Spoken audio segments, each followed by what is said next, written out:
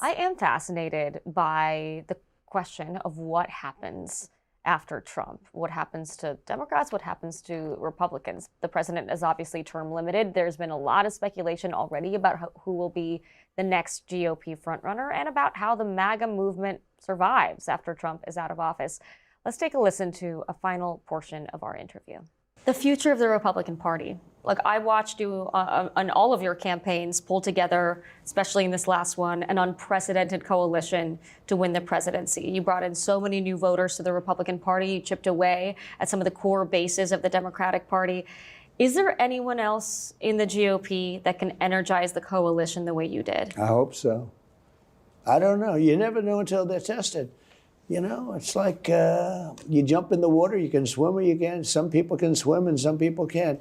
You never know. You have to see. I think we have a very good bench, I must tell. We have a lot of good people. We have a great cabinet. I have a really great cabinet. Better than my first cabinet. I had some very good people in my first cabinet, but this cabinet, you know, I have much more experience. When I first came to Washington, it was interesting. I didn't know anything about any of the people. I was a very successful guy from New York City, real estate and other things. I mean, I had a great show and a lot of things, but basically real estate. And by the way, I'm fixing up the White House, making it beautiful. I'm doing a great ballroom that they've tried to do for 150 years and all of that stuff. But you never know.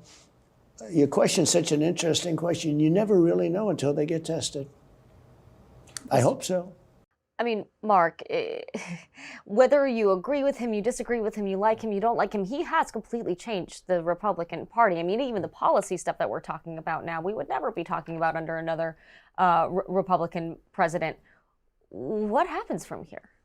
Look, I think he's one of a kind. I don't think you can replicate him. I don't think there's going to be somebody succeeding the mantle of MAGA world the way that Donald Trump has. I think there'll be a robust effort inside the Republican Party about where our future belongs. And you're right, he brought in new voters to our party, in many cases, blue collar voters across the Midwest.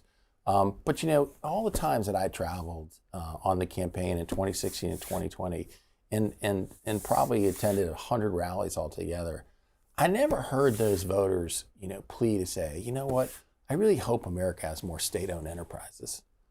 I really hope that we raise the minimum wage. I really hope that we have more involvement in our economy. I think there are a lot of Republicans who have misinterpreted what that vote was. I think it was a lot more cultural, that there was a backlash to the Obama years, that people wanted something different, and Trump had promised to go to Washington and rip it up. And I think there are a lot of Republicans instead saying Trump won that blue-collar vote because he embraced labor union economics, and that's where we need to go. And I think that that's a big mistake for our party if we're just trying to become Democrat light. And I think that there's going to be a much bigger, robust philosophical argument inside our party about what direction we go when we move past President Trump. I think there's a big philosophical argument and debate for Democrats too, right? I mean, Adrienne, the Democrats have spent so long figuring out how to respond to Trump, trying to resist Trump, basing messages off of what Trump is doing. How do Democrats navigate a post-Trump world? Well, I mean, look, I think you look, first of all, I think you look back to, I was on the Hillary's campaign in 2016. It was a very close election. It's not really worth, I think, unpacking that. She lost by 75,000 votes. We're not going there. We're not going there. We're not going there. But I do think, I mean, under 8 years of Obama, I think people were looking for a change. And I think that obviously Trump benefited from that. But look, he was certainly able to grow this MAGA coalition into what it is today. Now, the big question is, number one, to Marc's point, who can do that for the Republican Party? Trump is one of a kind. There's no question about that.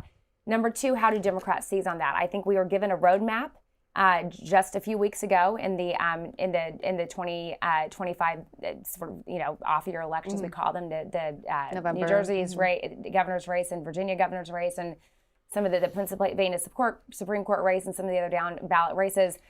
Democrats overperformed because they really focus on the economy and they focus on affordability. And we brought back some of those voters, at least those races that were on the ballot, which certainly does not portend to be a guarantee for the midterms, but a lot of the voters that we have been losing over time, including younger men and Latino voters, started to come back into our coalition. So time will tell if we're able to keep that consistent. And I think that drawing the contrast on affordability and the economy is step number one. But look, I think, 2020, a lot of swing voters. You know this, Sasha. There's a very small sliver of the electorate that Yeah, I think I've met decides the probably every election. single one of them. Exactly. You've travels. interviewed a lot of them too. They wanted consistency. They wanted kind of, seasoned and boring. It's someone who's just going to come back there and like run the country, who had been in the White House before. And that obviously Joe Biden benefited from that. 2028, I think voters want a fighter. Democratic voters, swing voters want a fighter. They want someone who is going to restore civility to our government, but they also want someone who's going to fight. And I think that's where you're going to see a very robust primary play out among Democrats to see who is the person who's going to be the street fighter, but is also going to be able to bring some of those working class voters that we're starting to get back into the fold more consistently.